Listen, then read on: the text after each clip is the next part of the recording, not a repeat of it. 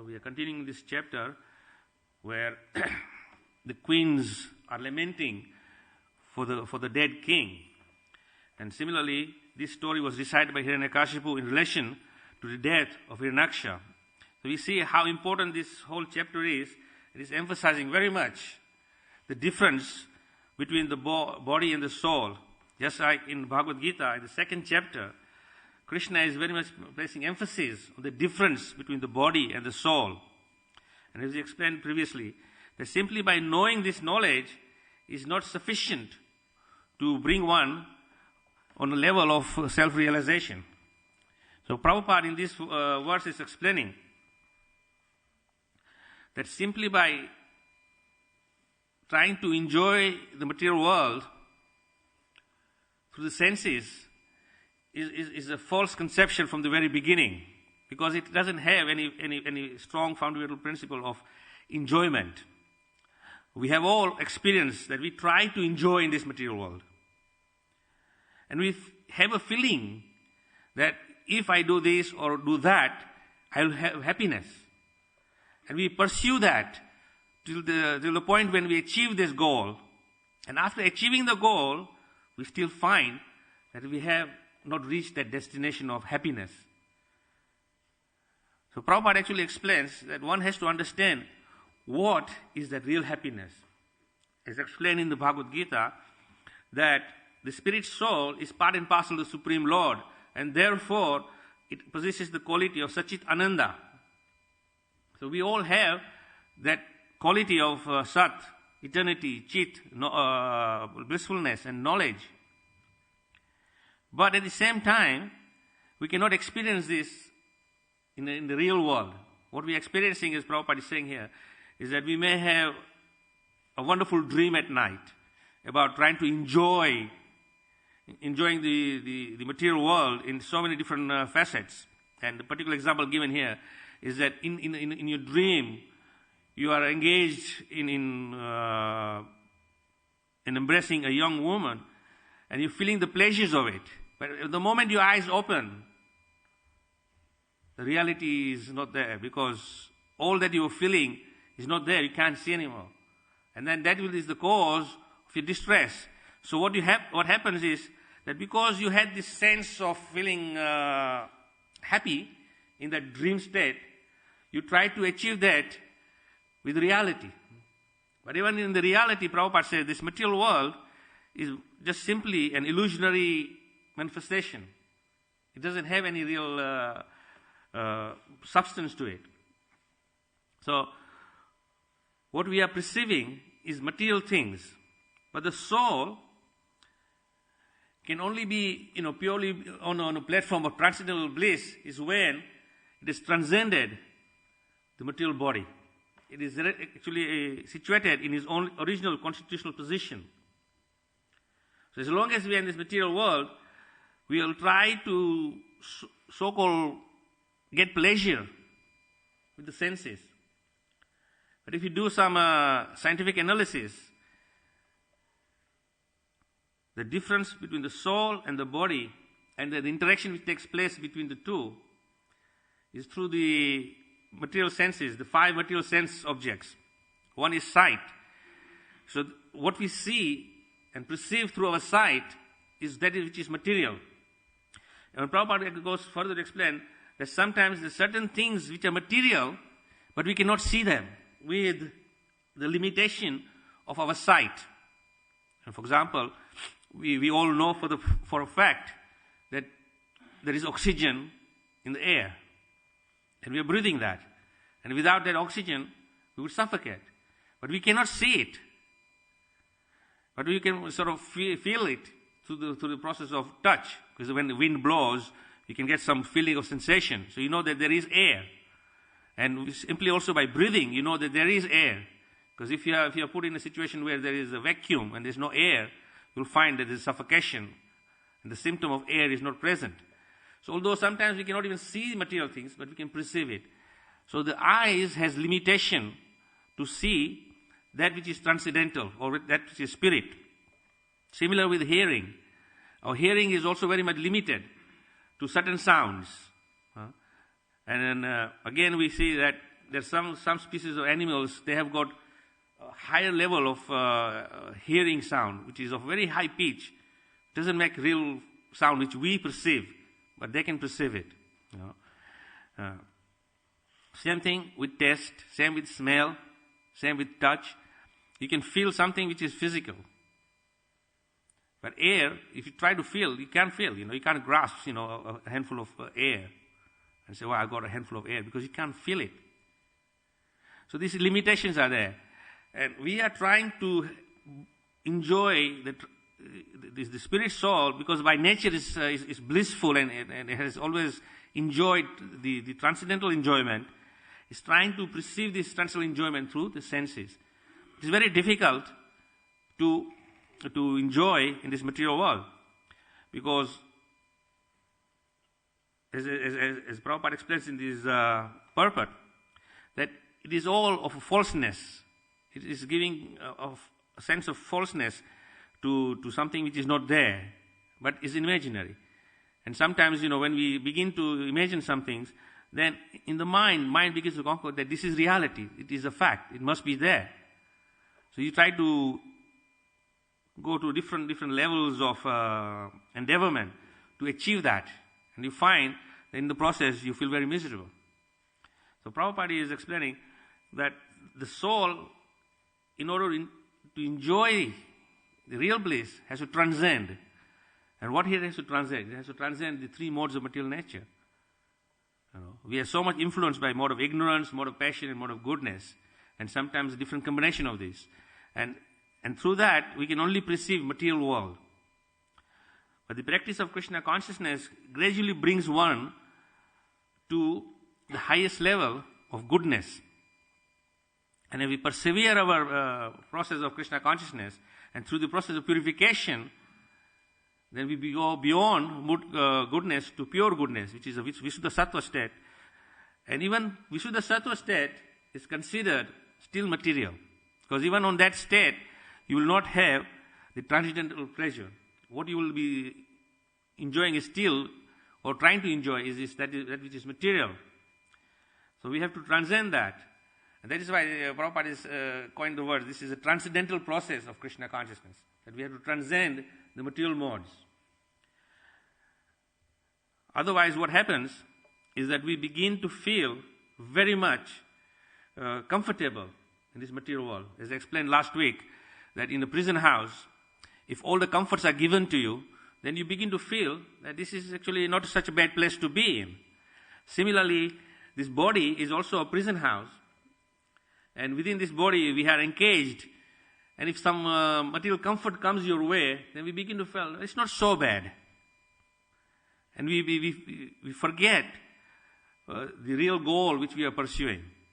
And temporarily, under illusion, we think it's not so bad. So we are quite happily, tugging along in our so-called material happiness or material comfort, until you come to a block, a dead end, and it hits you, and some suffering comes to your way.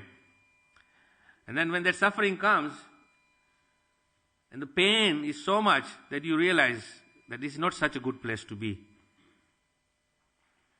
Then again, temporarily, you try to relieve yourself from this miserable condition, and as soon as you are relieved from this miserable condition, you fall back into your original position again, and you begin to think, well, it's not such a bad place. And we have all experienced it. Sometimes when we are very ill, temperature is very high, and you feel very uncomfortable, and you are almost, struggling to the point that you could die any moment. At that point, you are feeling so much pain and miserable condition that you want to get out of this material world. And because we are fortunate enough to get a little insight into Krishna consciousness, that will relieve us and say that there is hope of getting out of this miserable condition.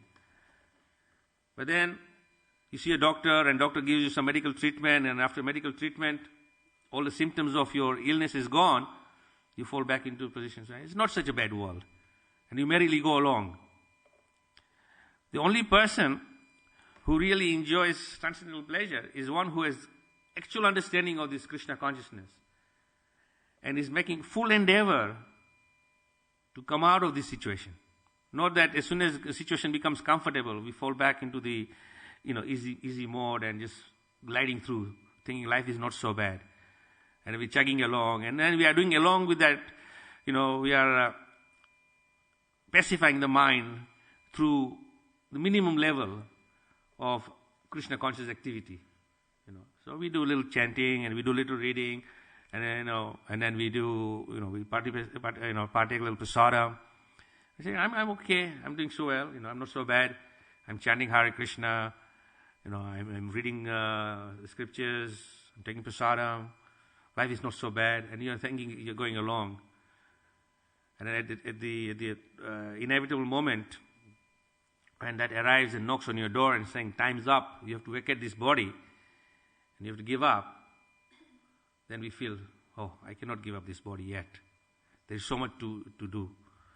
Because we are so comfortable in this body, we feel that this body is my permanent home, it's my residence.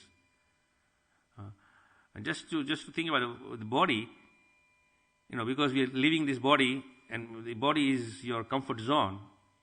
So similarly, your external place of residence is nice and comfortable, and you make it so comfortable that everything is there for your pleasure. You begin to feel quite happy in that situation, and you acquire all these knickknacks in your home, to assist you in your so-called happiness. And you're acquiring so many things, and then if some incident happens where you lose these things, then you're completely miserable. And because we are so attached to these mundane things, which we think is the cause of our happiness. And all of us must have experienced that. You may have your probably the latest things now is your MP3 players. You go and buy your latest MP3 player and you put all your lectures and kirtans and everything in there. And then you put your plugs in your ear holes and you're just quite blissfully hearing and chanting of the Lord's holy name. And then you lose that. Tremendous anxiety is there. It may have brought you some pleasure, but because you're so attached to this little thing, that loss is so painful. So similarly, this body, we become so attached to this body that we think this body is so comfortable and is good place of residence that you don't want to give up. So Prabhupada is explaining that a saintly person who is rightly situated in his Krishna consciousness will be very happy that when death approaches him, he would embrace death and would be very happy to leave this material body without a second thought. Now, if we were in a similar position and death knocks on our door at this very moment, would we be happy to embrace death? Theoretically, we say, yes, I'm ready to give up this body. Because I know I'm going back to Godhead. But our activities doesn't permit us to go back to Godhead as yet, because only that soul which is fully 100% surrendered to the Supreme Lord, without a tinge of material desire and attraction, can go back to the spiritual world. Even a little attraction to this material world will pull you back. Although if you're 99.9% you are there, but that 0.1% will drag you back. Because Prabhupada says it should be 100%, 100%. And that is why this practice of Krishna consciousness is there, to give us opportunity to every day make that endeavor to be freed from these attachments. Otherwise what will happen is that the soul, under his illusion, will be thinking, this is very comfortable. As explained in the second chapter of Bhagavad Gita, that the spirit soul, although being part and parcel of the Supreme Lord, it is categorized as marginal potency of the Lord. And marginal potency, Prabhupada explains, is that the spirit soul can take up either quality, spiritual quality or material quality. If you are in an environment which is completely material, then the spirit soul will take up completely material qualities. And if it's taken out from that and put in completely spiritual environment, it will take spiritual qualities. And just like a clear glass, it is very clear and very pure. But as soon as that glass is put behind a red light, that glass will appear red. If you put it behind blue light, it will appear blue. So in other words, that glass will take up the quality of whichever light is shown behind it. If it's red color, it's red. It's blue, it's green, it's green. But the glass doesn't change. It just takes up that temporary quality. As soon as you take the light away and bring natural light, then again the glass is back to its normal situation.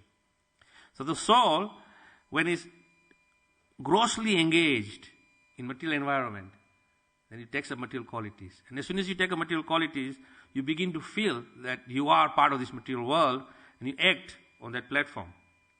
And that is why you see a majority of the people in this world are very happy, engaging in their day-to-day life and thinking there is happiness. So everyone is making tremendous endeavor for happiness in their material condition and thinking that this thing or that thing will bring me happiness. And they're happily going along, trying to achieve those goals. And as I said earlier, that once you get to your goal, and you find disappointment because there is no happiness. But still, being an illusion, we think, I'll try again. And I'll try again. And I'll try again. And we keep trying again and again and again, trying to enjoy the material senses. But it's very difficult. Because, as Prabhupada explains very clearly in this purport, that this is all mental concoction, it is just like a dream. That may appear real, but as soon as you awaken from your sleep and the dream state is gone, then you hit reality and you see that it is a different place.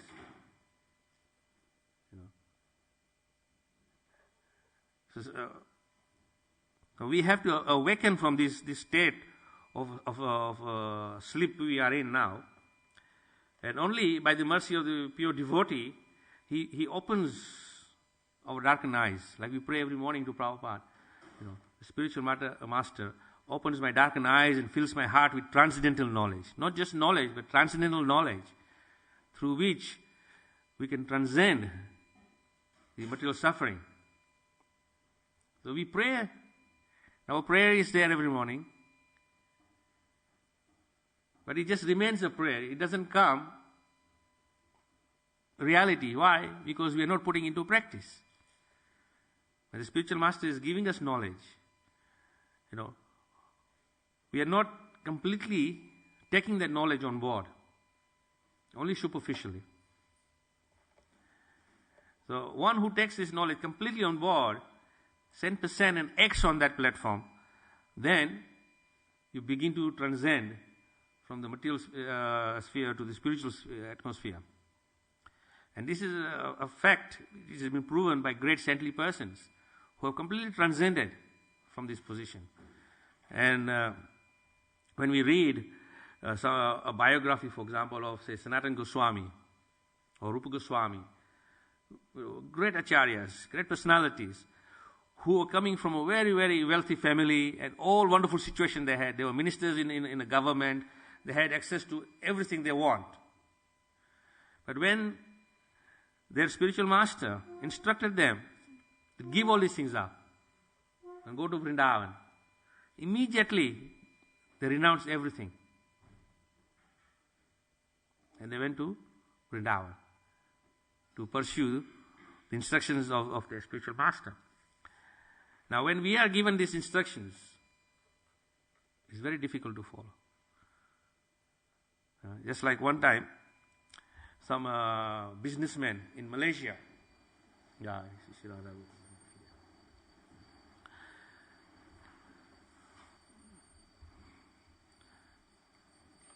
so these businessmen came to Srila Prabhupada and they kept saying to Prabhupada, Swamiji, you please bless us that we can build you a nice temple. And Prabhupada just ignored them. And these guys were so, full of themselves because they had some wealth. So they kept saying to Prabhupada, Swamiji, you please bless us that we'll build a nice temple for you. And Prabhupada ignored them.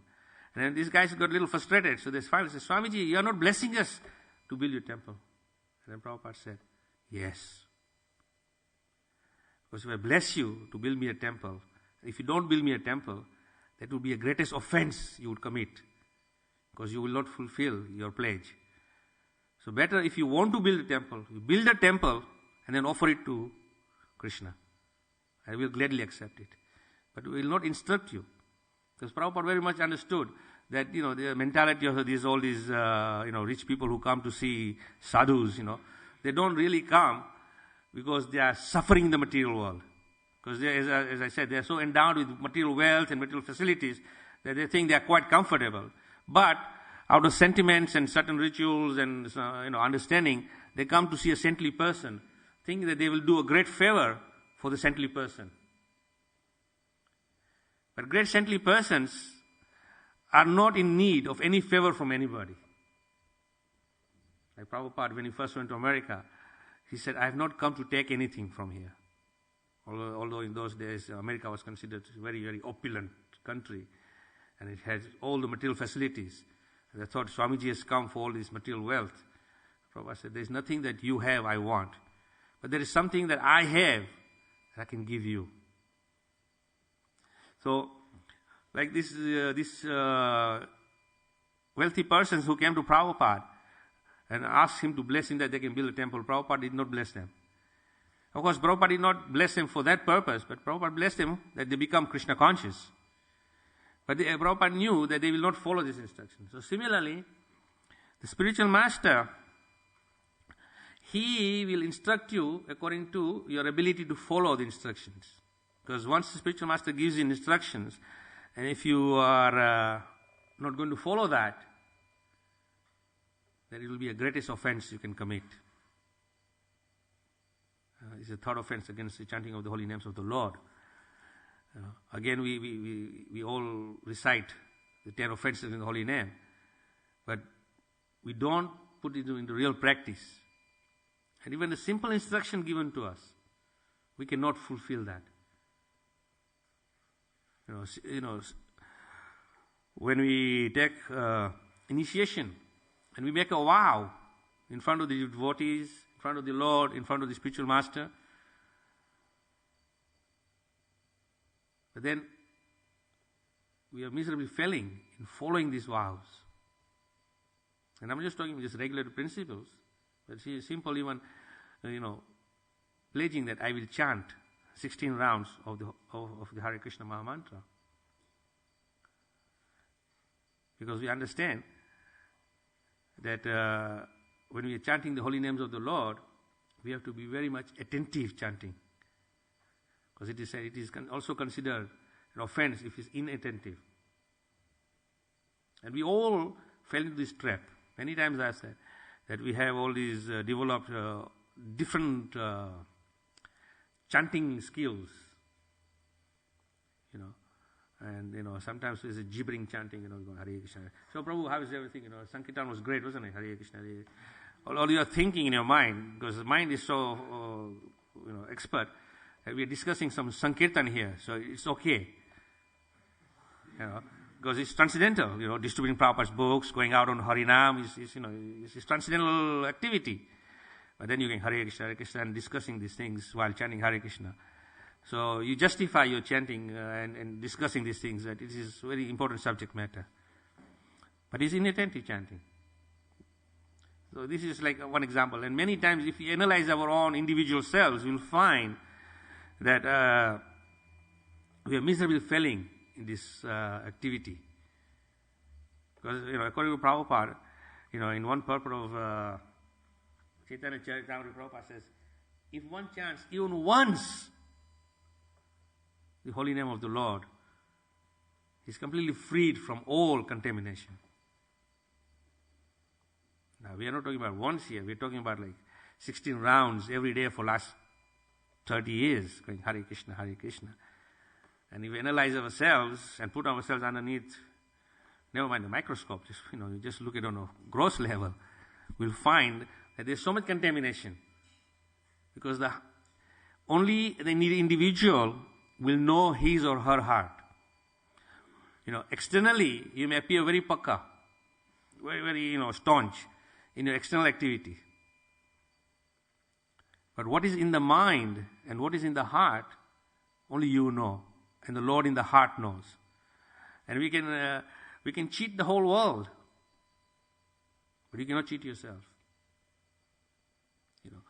So we all know what is our real position in terms of Krishna consciousness. How much Krishna conscious are we?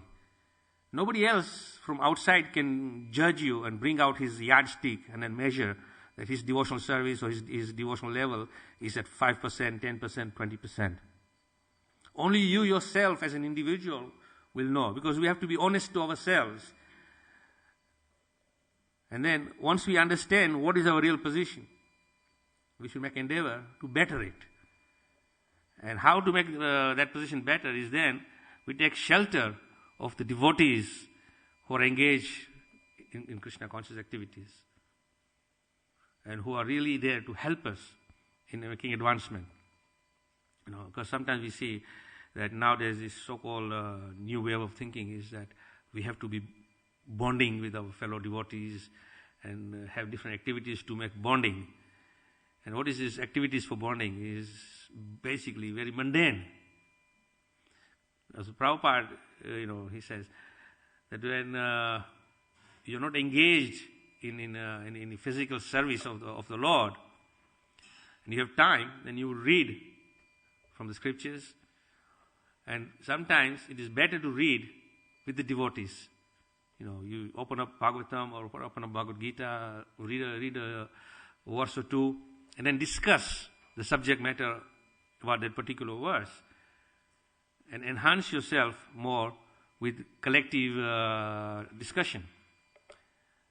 But we find that many a time we are not so much attracted towards this kind of activities.